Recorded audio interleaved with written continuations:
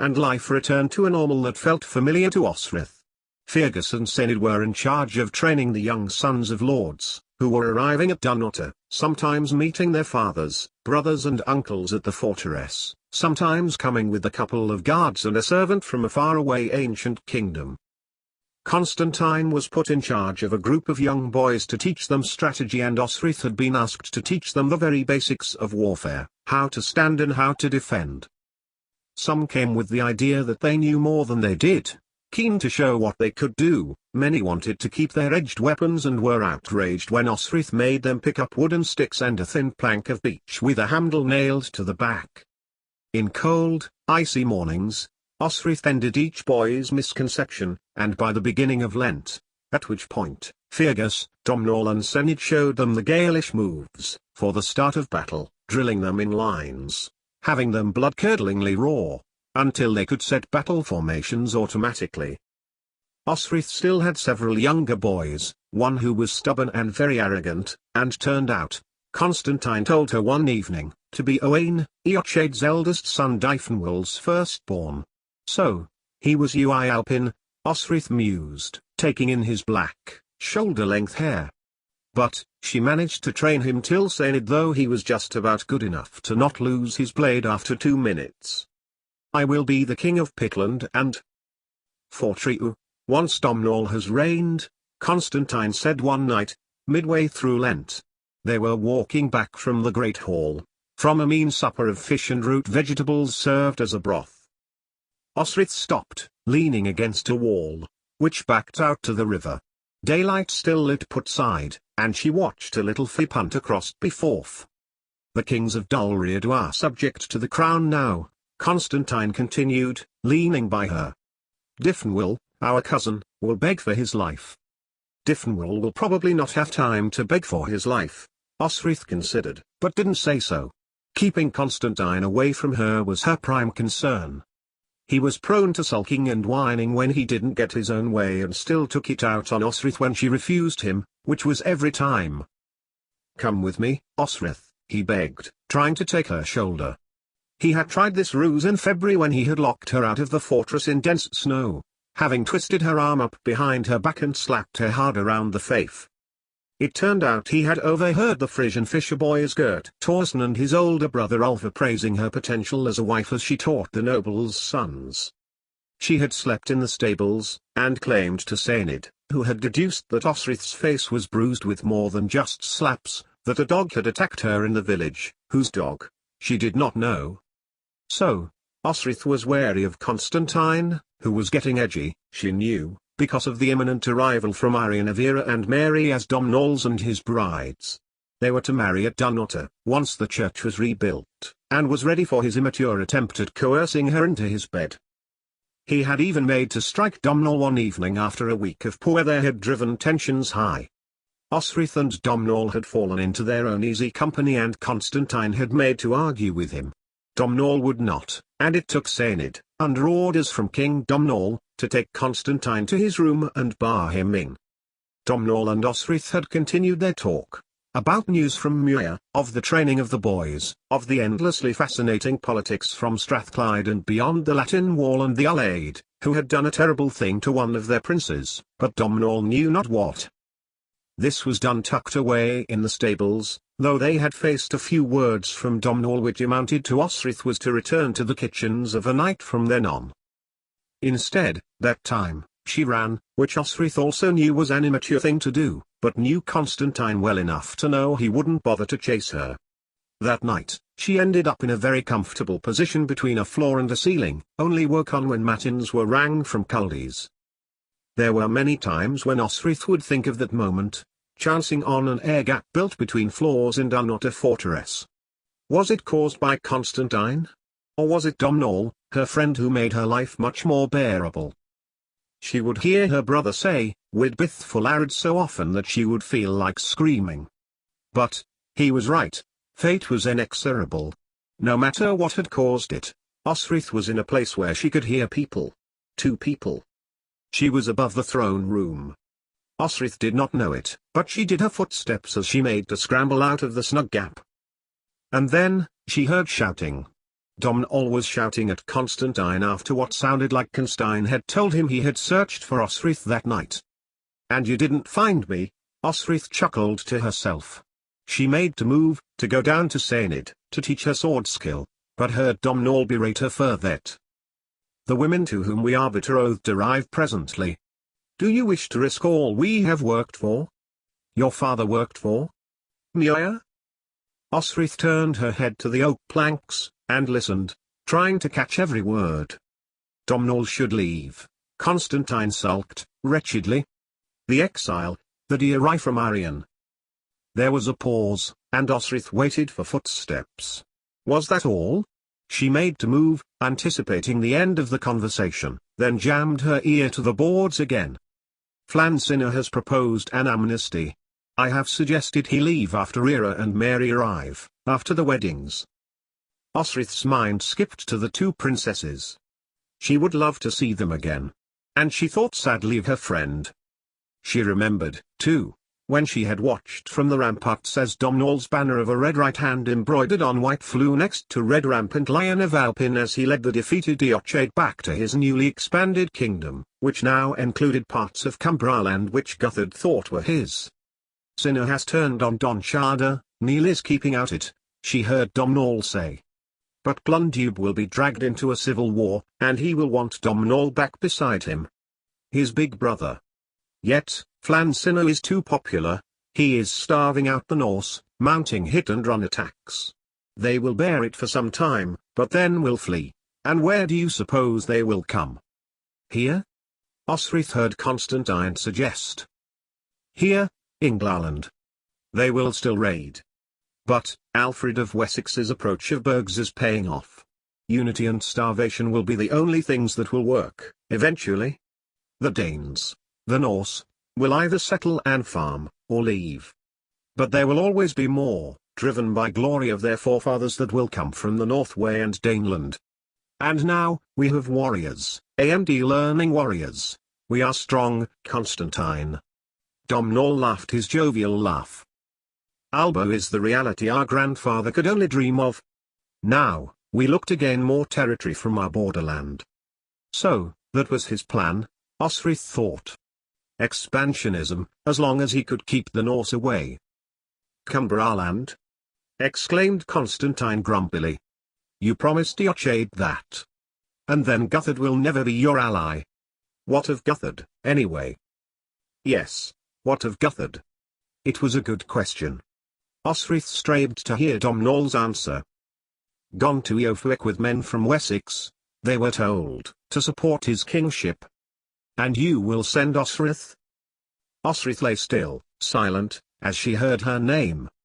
"So, you ask me, do we send her to Eoforwick to be with her husband? It will strengthen Northumbria's claim on Cumbraland, and, of course, through Bibbenburg." "What? Send her to Guthard anyway?" Osrith found herself trembling. They would do this? And the back of her memory spoke to her again. They had done worse, it reminded her.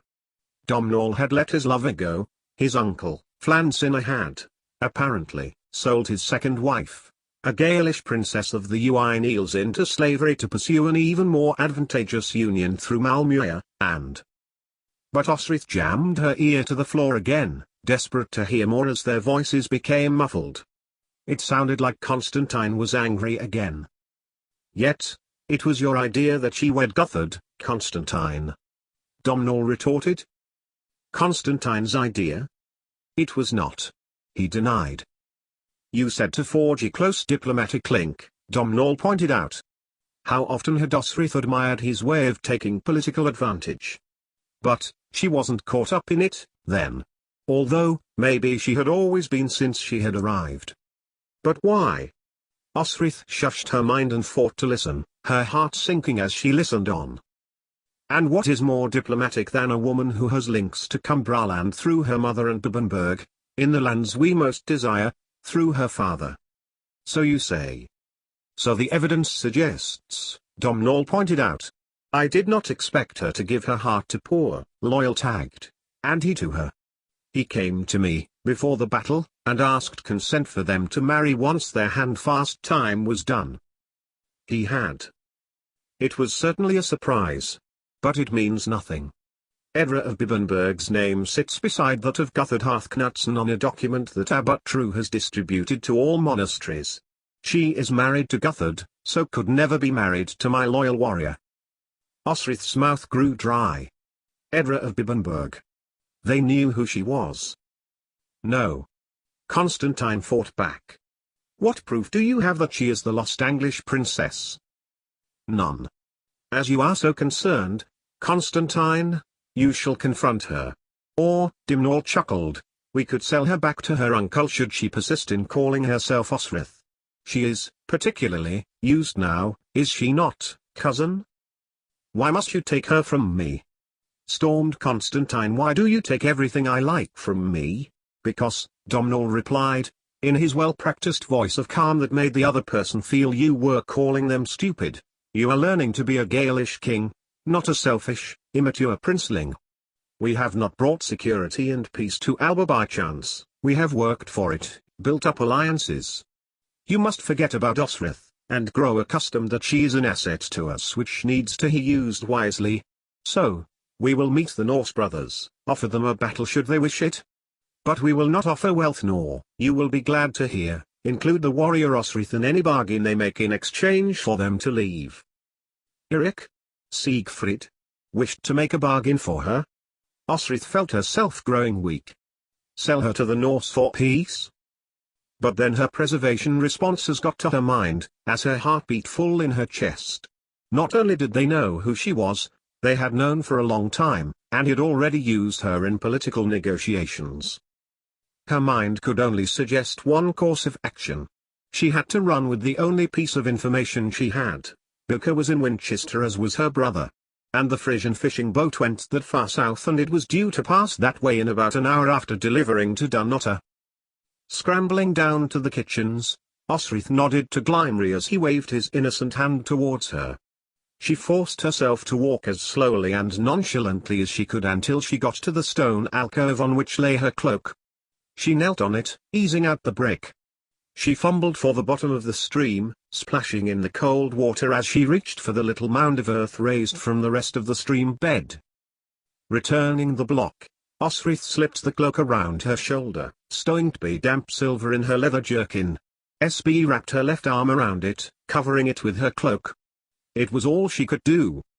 Raiding Glimry's table and stowing it in a clean linen sheet, Osrith slipped out of the tiny kitchen door. AMD proceeded past the herb garden towards the river bank. No one had stopped her, no. Osrith told herself sharply, don't turn round. Just look to the side for the Frisian fishing boat. How could she signal to them? Further along was much better, where exposed riverbed angled more shallowly and she could stand to hail them. And dash. Osrith broke off. For there was a blade at her throat. She froze, as her attacker walked around in front of her. It was Sainid. Was that it, then? Was he going to take her back, or kill her? But, instead, Domnall's head of the household guard lowered the blade, and pulled her to him, stroking her shoulder gently, affectionately. She remembered him doing all those years ago when he had taken her hand, at the first victory feast, to celebrate her first battle, that he had tried her in. Osrath had been serving the food, and Sainid had held her hand much longer than a mere brief accident could explain. What if I told you I was of Bibbenberg? Osrith whispered by his ear, accusingly.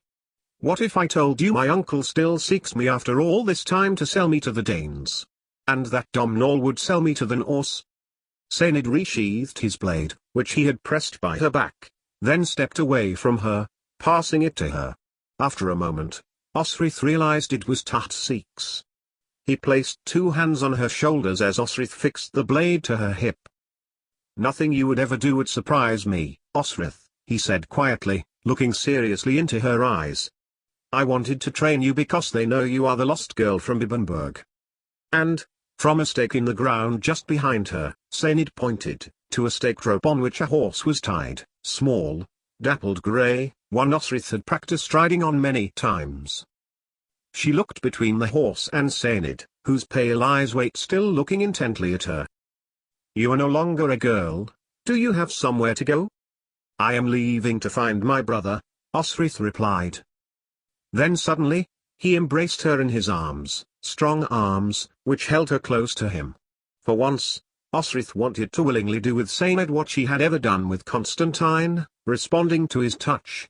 Her skin felt prickly, hot, her body wanted to press further in, for him to press further in. He had always looked out for her, AMD now Sained had made Osrith's job of leaving that much harder. He kissed her, softly, like the first snow of winter landing on skin. He never asked, she never offered. Under different circumstances, she and Sained could. Then, he pushed her gently away, his black hair and pale blue eyes of the Gales held her in his gaze. Now, go. Sained demanded, go round the bend, 2 miles. You can pay any boat to take you away from here. He pointed to a boat which was the very one she wished to board. It was coming the other way, and within minutes would be tying up to Selfish to Glimmery. What Osrith needed was to catch it on its journey back, and out of the Forth River into the North Seam. On before FX stood Gert, now, apparently, the captain. She turned to say goodbye to Sained, to thank him. But, he was gone. Not just retreating, but not in her view at all. 2 hours later, letting the horse find its way home, Osrith did manage to signal to the Frisians, offering silver, less than Sula, but Gert was delighted with it, especially when all he had to do was take her to Hampton. And, in time, she heard the distinctive screaming yell of the Gaelish and the lyre sounded by Tby Norse. The rage of battle. Eric and Siegfried were trying again. And Osrith was not there, for she was on her way to find her brother.